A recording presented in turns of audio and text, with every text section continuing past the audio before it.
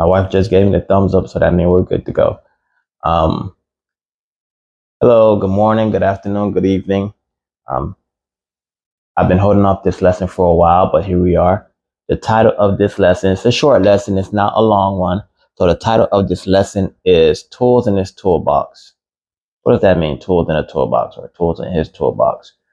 Every single one of us on the planet are tools in the Lord's toolbox, right? For good or for bad. You can take this sermon and go different ways with it. I'll highlight some of the ways you can go with this. An example would be hammers, right? What are you going with this? What are you talking about hammers? Let's talk about hammers for a minute.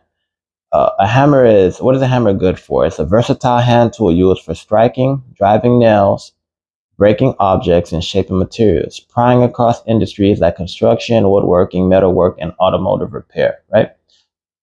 But oftentimes we don't need hammers for everything that we need to get done. Sometimes you might require a job that requires a Phillips screwdriver, right? So what does that mean? That means you don't want to, sometimes you need more finesse. You might need a little bit softer because hammers are known for like breaking things. Yeah, you can pry things out, but you just want a little bit more refined approach to it. And you can think of human beings just like that too.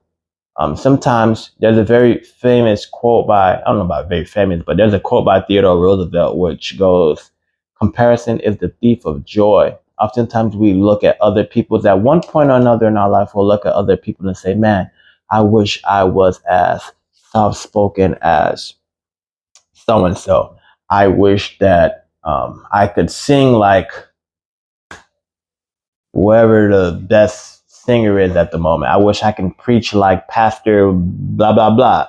And yeah, it's always good to want to improve, but remember that we are all human beings. We are all tools in God's toolbox for a reason. Everyone has their different gifts. Some people have the gift of speaking in tongues. Some people have the gift of cleaning. Some people have the gift of prophecy. Some people have the gift of encouragement.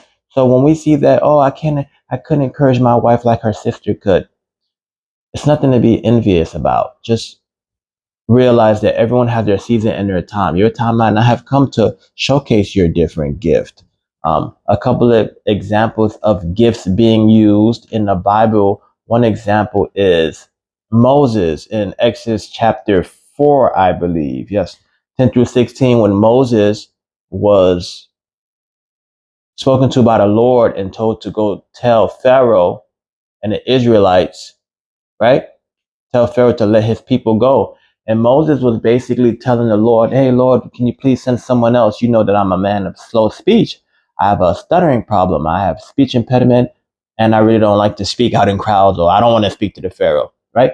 And when you get a chance to read the story, you will realize that the Lord basically got angry with Moses and told him, okay, since you don't want to speak, I'm going to, how about your brother, Aaron? Well, send Aaron out to be your spokesperson.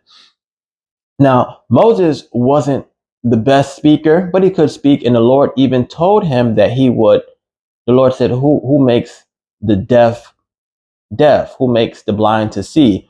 Who makes the speakers to speak? Is it not I? Can I not correct your speech?"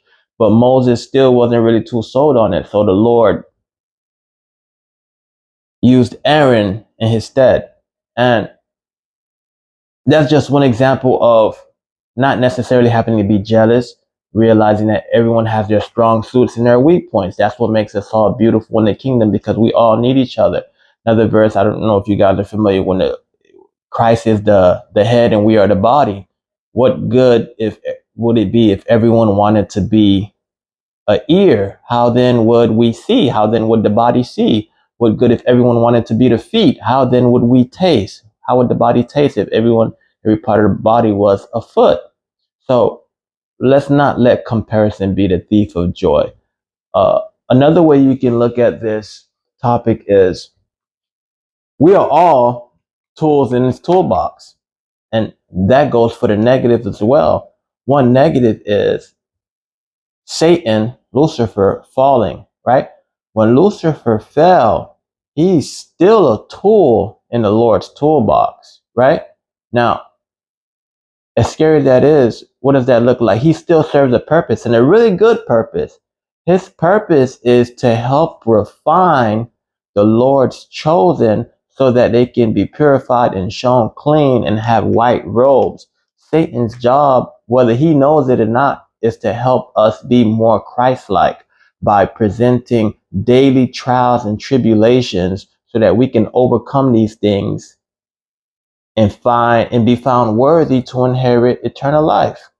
So that's just another way of looking at it. Even the unwanted tools in this toolbox are still used for glorious purposes. Another example with Moses of being a tool in the toolbox is his father-in-law Jethro. Moses, after getting the people out of Egypt, his father-in-law came to see him one day and noticed that Moses was in charge of thousands, if not millions, of people out in the wilderness. And his father-in-law Jethro said, "Hey man, it's not a good thing what you're doing. You got too much on your plate.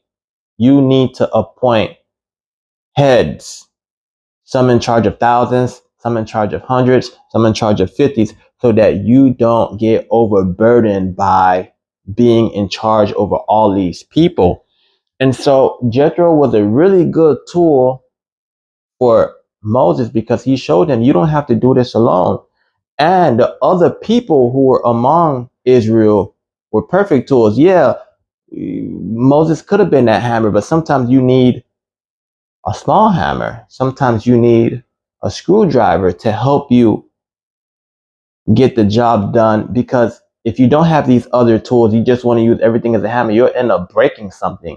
You'll end up causing more damage than you intended to because you're not fully utilizing all these gifts, all these tools in the Lord's toolbox, which are presented before you. So yeah, I just thought that was a really cool title for a short lesson. Tools in his toolbox. Not to be jealous is one of the different tools, and the fact that we all aren't hammers or screwdrivers or whatever tool you might want to be. And another one is no matter what tool you are, you have a purpose, whether it be good or whether it be bad. You have a purpose to serve in the kingdom.